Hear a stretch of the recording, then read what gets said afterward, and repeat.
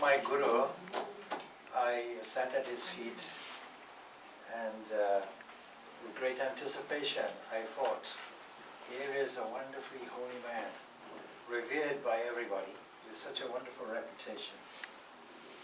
So I was waiting for him to open his mouth, and then I'd receive something like, I don't know, a halo or something, or some kind of spiritual transformation. Such wonderful golden words would come from his mouth. He opened his mouth in anticipation. I waited. And he said, so, I thought, here it is. Enlightenment is upon you. How do you like the mosquitoes in Kolkata?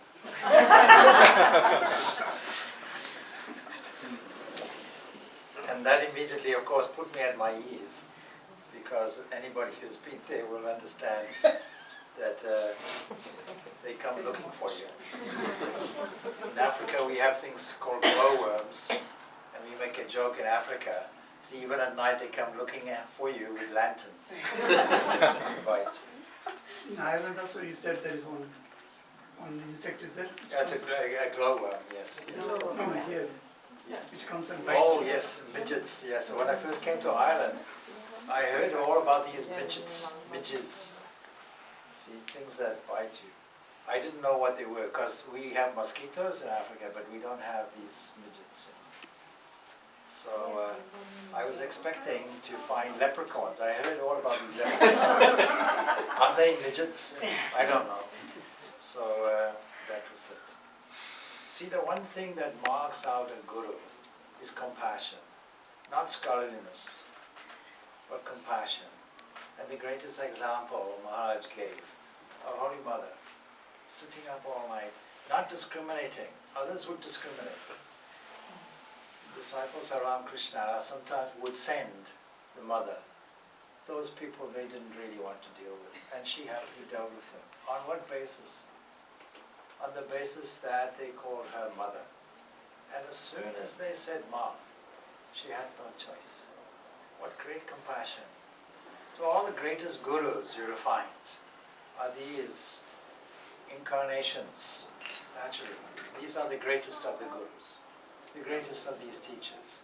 They not only transform individual people, but they transform generations for thousands of years. Imagine. Imagine a Christ on a cross, how he managed to give up everything he had for the sake of humanity. There's a theology behind that, but we may not go into it for our purposes. It is a guru who takes on the responsibility on himself out of compassion. Holy Mother doing the same. Equally, a question might be asked, how is it that Sri Ramakrishna got this inflammation of the throat, ulceration of the throat? But day and night when you examine what he did, he talked only of God. He talked only of spiritual transformation. Now what is a guru's job? A guru's job really, out of sheer compassion, no other motive.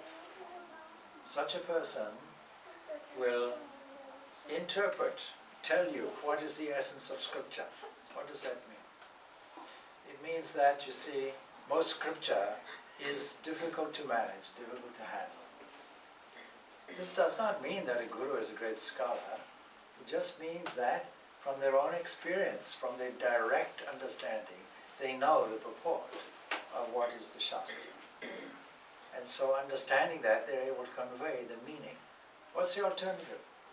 The alternative is intellectual gymnastics, all kinds of theologies, all kinds of distortions, all kinds of arguments. Somebody says, oh, he said this. Another says, yeah, no, but he said that.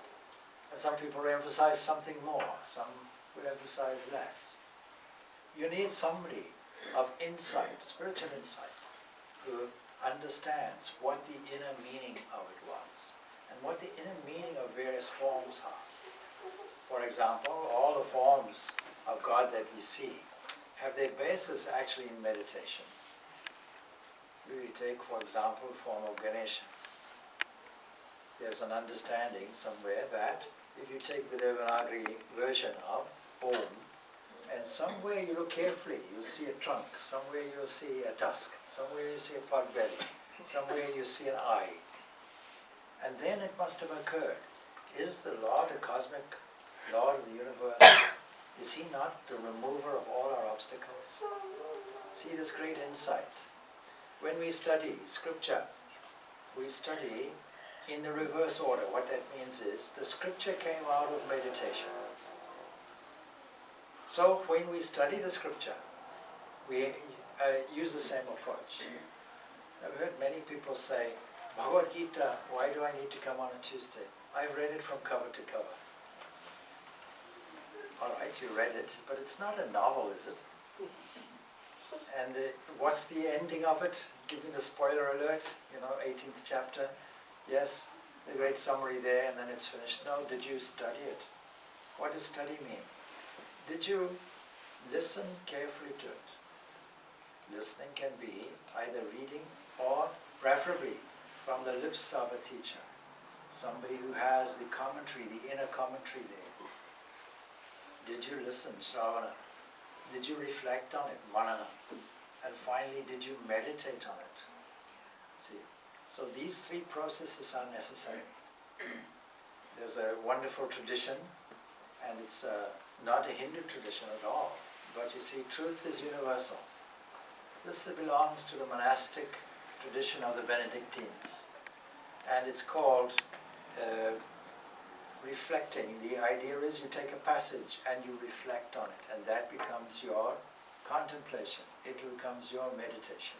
Sometimes you can take a whole paragraph, and from that paragraph you take one sentence, and from that one sentence you take one word. And that's enough to be a great, profound subject matter for an inner journey called meditation. So it is this compassion, really, and this compassionate guidance, scriptural-based guidance. That means that if there's anybody who says something that is not found to be in the Scripture, we have to cast a shadow of doubt on this person. And so there are many, as Maharaj mentioned, there are nowadays commercial aspects to this. There's a story I heard. There was an American tourist. Let's put it in Ireland, shall we? American tourist, he stepped off his plane and he saw there a man set up shop, and he had so many skulls. And he was amazed. He said, what are you doing? He said, I'm selling skulls. He says, but why? That sounds very macabre to me. He says, no, these are special skulls belonging to great gurus and saints. And I preserved them. They have such wonderful powers. And this one belongs to St. Brendan, this one St. Finbar, this one and so on and so on, and this one St. Patrick. And St. Patrick, the St. Patrick. Yeah. How do I know it's authentic? He says, oh, trust me, it's really authentic. And if you purchase it, you'll see the effects in your own life. This is a relic, precious holy relic, take it. This is how much? This is always very expensive. He won't give me an offer. He says, 25 euros. He says, oh no, 25 euros. 20 euros, all right. He's an Irishman. All right, I'll take the 20 euros. He goes off back to America, and he tells everybody about this sacred relic. And he makes a fortune, millions and millions of euros. And he's very, very impressed by this. Anyway, his next visit to Ireland, he steps out of the plane and he sees, again, same man, exactly the same man, with all these skulls. He said, what are you doing here? I says, I'm selling these skulls. He says, you don't remember me. I bought a skull from you. Oh, he says, which one was it? He says, because I have skulls here, St. Brendan, Finbar, St. Patrick. He says, St. Patrick, oh, you don't remember me. Last time I was here, I bought St. Patrick's skull. He says, how can this be? And so the Irish wit comes out. He says, ah, sure, he says, this is the one where he was a little boy.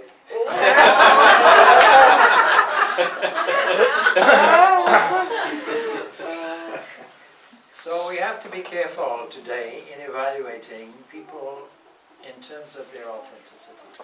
So what is the mark of a guru? Mark of a guru is somebody who has no personal motive. The only thing he's operating, or she is operating from, is a point of compassion. And the compassion is so broad and so deep, it covers the whole of humanity. Not only here, but for generations to come. You can see how it was mentioned, across the borders of death. It's eternal, an eternal relationship set up. Because what is the physical? The physical is nothing. The spiritual connection, the spiritual relationship is there with the Guru.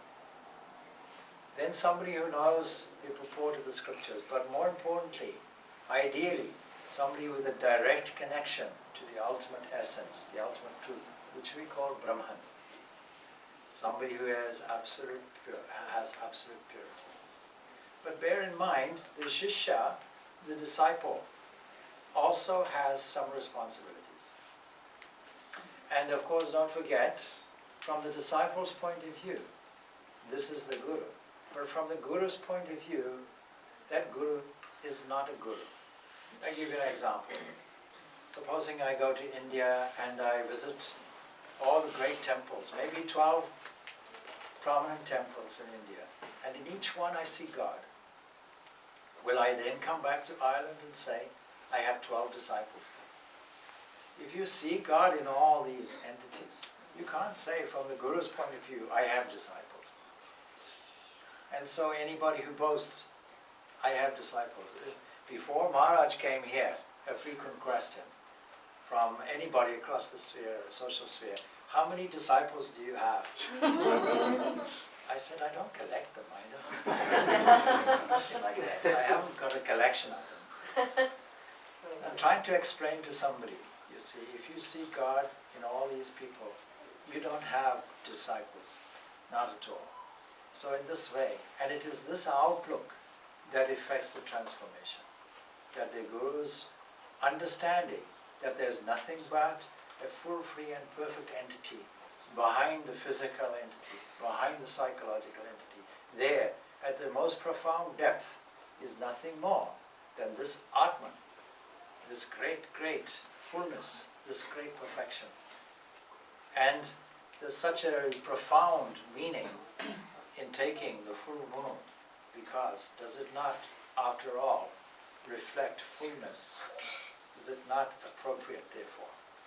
And of course, Maharaj mentioned this great, great sage Vyasa. Sister Nivedita, in her book, The Master as I Saw Him, makes an interesting comparison between Swami Vivekananda and Vyasa.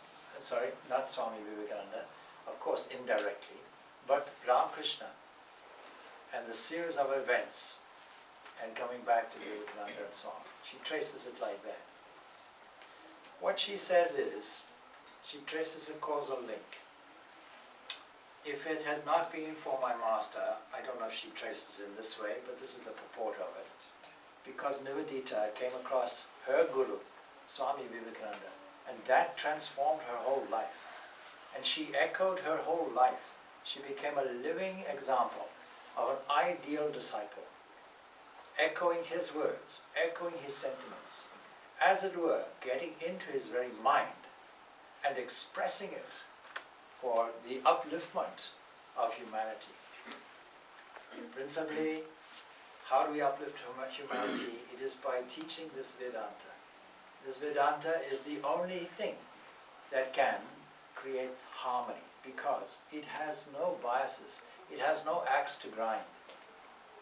It doesn't say, I am this, I am that. It says, I am a child of the eternal. It says, I am a child of your mortality. I am free. I want you to be free also. A Guru wants you to be free, even ahead of their own freedom. What compassion a Guru would have. So Sister Nivedita traces, if it wasn't for this Guru, my life would not have been transformed. But this Guru, Swami Vivekananda, had a Guru. And if it was not for that Guru, there would be no Vivekananda.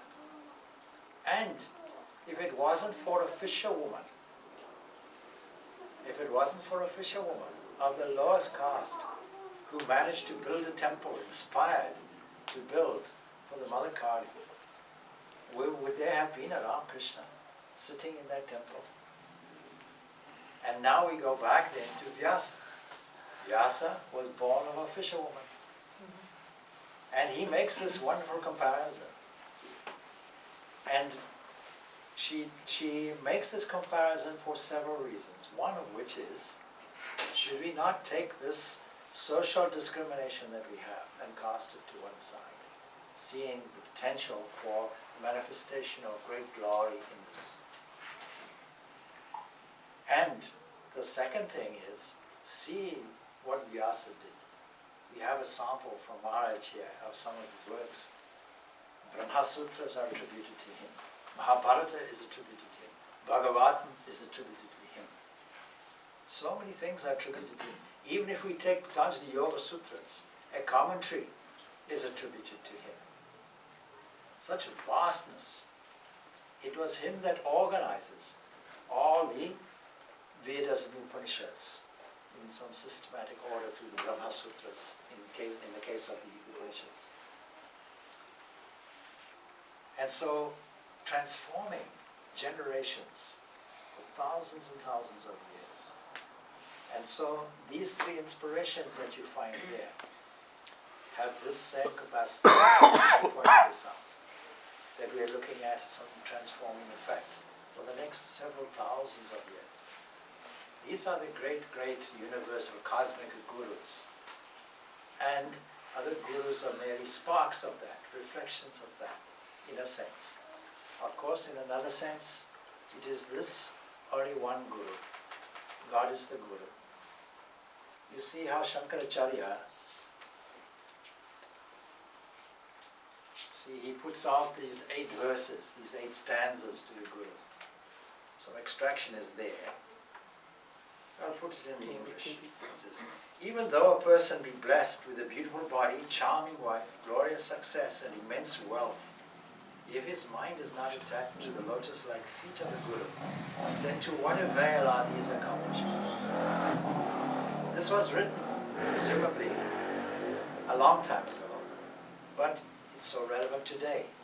Because if you itemize all the things people are interested in, there it is.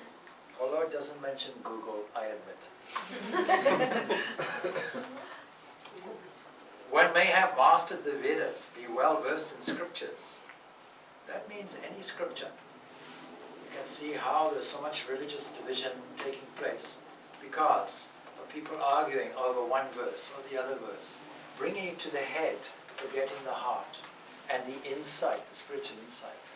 What a profound statement Maharaj made. This transformation from religion to spirituality, and the intermediary of there is the Guru. When you are ready for spirituality, and when the Guru understands and recognizes, when there's a match. Sri Ramakrishna used to say that a Guru is like a matchmaker, introducing you to your Ishtadeva, your chosen ideal. He also mentioned a number of different qualities of a guru. Qualities means, there are some good gurus and maybe some lukewarm gurus, like a doctor. But a real guru, seeming, you might say, it seems a contradiction, but out of compassion, if they were a doctor, they would force the medicine down your throat. Not just inquire, did you take it? Or not inquire at all, not be concerned. And so, to take advantage of this momentum that a guru can offer is very significant and important, is a resource incomparable.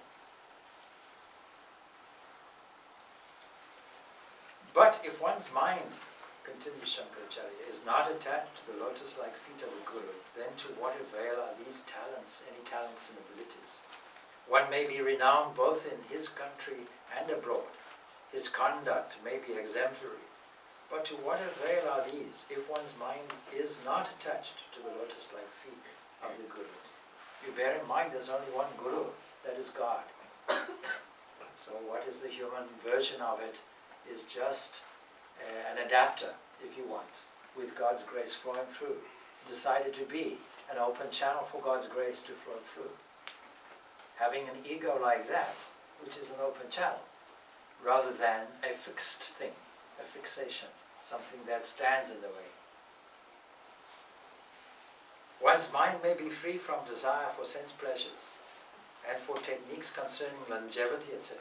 But if one's mind is not attached to the lotus-like feet of the Guru, to what avail are these advantages? One may not have attraction for life of any sort, be it in the forest or home. One may have no attraction to the fruits of work or even to one's body and the attendant details. But to what avail are these if one's mind is not attracted by the lotus feet of the Guru? You see how much Shankaracharya will praise this Guru. I have obtained shelter at Guru's feet. Nothing else appeals to me. The world is only unreal, passing like a dream. This is the job of the Guru, to point this out. If it's not self-evident to you, it needs to occur to you through a medium. By the Lord's grace, the entire ocean of bhava, that is world and worldliness, has dried up. I have no problem at all, therefore, in crossing it. My eyes have turned inward towards the Lord. So something like that. He praises the Guru in a very famous Guru Ashtaka. Guru Ashtaka, exactly. And 8 verses are there. Then, this idea of apostolic succession is not a new idea either. And you may think that the idea of Guru is particularly particular to the Hindu or Jain or Buddhist and even Sufi tradition, actually. So what you'll find is that it is there in Western monasticism as well. These are called confessors or spiritual directors. Any number of names are there. And so they trace their lineage back. There was a very famous argument that we came across. We went to Sligo last Wednesday. And there where Yeats's tomb is also the site of an old monastery. And it's the site really of where there was 3,000 people lost their lives because one monk made a copy of something that his guru had made out. And so there was an argument ensued, but look at the problem. When you go against the Guru, 3,000 lives lost. His answer was, he felt remorse and he resorted to isolation in Scotland, Iona, and there he established a community there and became a great saint. But these are just some sundry thoughts on this special day, and it is nice to see you, because every Tuesday, as Maharaj mentioned, every Tuesday we have a talk on the Bhagavad Gita with the possibility of questions and answers. It's not too late to join. You can, we're on the 9th chapter, no doubt, but you can pick it up anywhere. It'll be valuable. Then I have to mention also, taking advantage of this place if you haven't been here before. So we have on Sunday mornings at 11 o'clock, we have classes, or a class I should say. And on Sunday afternoon, again we have a class at 5:30. And again on Saturday, that's on Sunday, again on Saturday afternoon. I have to say not well attended. But Maharaj here gives a wonderful talk on this great, great Guru, Holy Mother, life of Holy Mother. And so many beautiful insights. These are all treasures that I encourage you to take advantage of. There's this unfortunate understanding, or misunderstanding I should say, oh it's alright, we'll watch it on YouTube. Yeah, that's not going to do it, because you're missing holy company. You're missing this environment. You're missing the possibilities of question-answer sessions. There's a whole wealth of things that you're missing. Otherwise, if that were the case, you can pick spirituality from a book or from a YouTube channel or something like that. And here I would hope that it's been quite clear that this is not spirituality, this is information loading, that's all. And you won't get anything from information. This is not the kind of knowledge we're looking for. The kind of knowledge we're looking for is Paravidya, higher knowledge, knowledge of what will lead you toward your own freedom, what will transform your own life, these two things. So this is what is involved partly with the Guru. And some more announcements I have to make. So if you have your diaries, you can fill them in, but if not, please fill them in sometime within the next 24 hours. So on Saturday the 27th, we have a retreat day entitled Moments with a Monk. In other words, there is a Guru coming, because this Swami Purnananda has initiated many people, a very saintly man in Gretz in Paris. Many of you know him, and some of you have attended at least 2 retreats or so previously, hosted by Anita and Siddhartha Sen. So he's coming here for 1 day only. That's my commercial hat. For 1 day only. On Saturday, 27th. We start at in the early morning, but the flyer is there with you. If you look on our website, how many people have seen our website within the last 5 days? Okay, shame on the rest of you. So what you need to do is you need to look up the website, because all the information about what we do is there, and all the weekly programs are there, and future events are all there. Everything is there.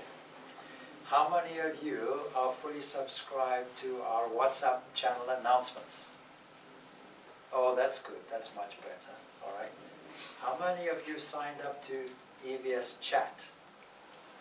Yeah, that's okay. It's just chat. But you'll get useful information there too. And you'll get an opportunity to interact with devotees there. All right. How many of you are receiving emails? Okay, very good. So then you're in the loop nicely. So you take advantage of that. How many of them read?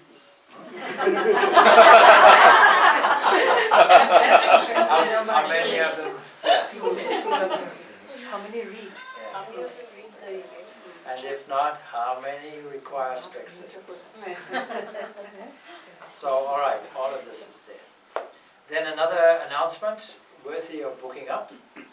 6th, 7th, 8th of September is retreat. This year we've had one previously at Dublin Park, the residential retreat. You arrive on a Friday afternoon, if possible, and then you stay overnight, accommodation, food is served and so on. And it's those who have been on the retreat will probably vouch for it, yes? Yes. How many people have been on the last retreat? Yes. Yeah. Ready? Raising a hand is like this. Right. Okay. And how many people would recommend it? I will. Yes, yes. Okay, all of them, that's fine. Okay. So these are opportunities, wonderful opportunities. We should surely take every opportunity we can, shouldn't we? Swamiji, what happens in the retreat if you want to outline? Did you go on the retreat? Oh yeah, I mean Yeah, for you others. did. Oh, I can tell. Yeah. In the retreat, it's a silent retreat, which means nobody really speaks unless you congregate. And both the Swamis were there in the last retreat, and so they were giving us a lot of knowledge. And Swami Purnananda did the yoga class as well. It started at 4:30 a.m. in the morning, and nobody really talks. So he comes and knocks the door to wake you up. If it doesn't, then a bit of bashing. But joke aside, in the morning you go do a very nice meditation, very cool, calm atmosphere, and then we meditated on Om. And even the whole of the complex of this Dublin Park is extremely beautiful. around is beautiful, so you also get a time to go around the Dublin Park. It's a combination of, not combination, it's a kind of joining of three rivers. I can't remember, one is Boyne, another one, two more rivers. You walk around and you can see all the spiritual things, and you can find it out. You see people jogging. It's a kind of very nice fauna and flora as well there, and you'd be able to enjoy all the. And some people, people shared a lot of their kind of their experiences. Some very spiritual. I wouldn't expect such a spiritual kind of devotion or expression which came from so many of them. People wrote even poems and beautiful explanation of what went through them. And I would say, I was really touched. I knew I will meditate. I like to meditate because everybody is quite sunk into all the daily routines. But once you get a time, you chill out. For me, it was chill out, but it was more than a chill out. And then we went through, what was that, Swamiji? Maze. The maze. Labyrinth. Every labyrinth. So every little Labyrinth, journey. people were amazed at it. Every journey was all more imposing yourselves towards something, and I would say everybody kind of enjoyed it so much, and spiritually as well, and more than that. So Sri Ramakrishna tells us that from time to time we should go into solitude, and this is a wonderful opportunity to do that. And we've been holding these retreats from 2006.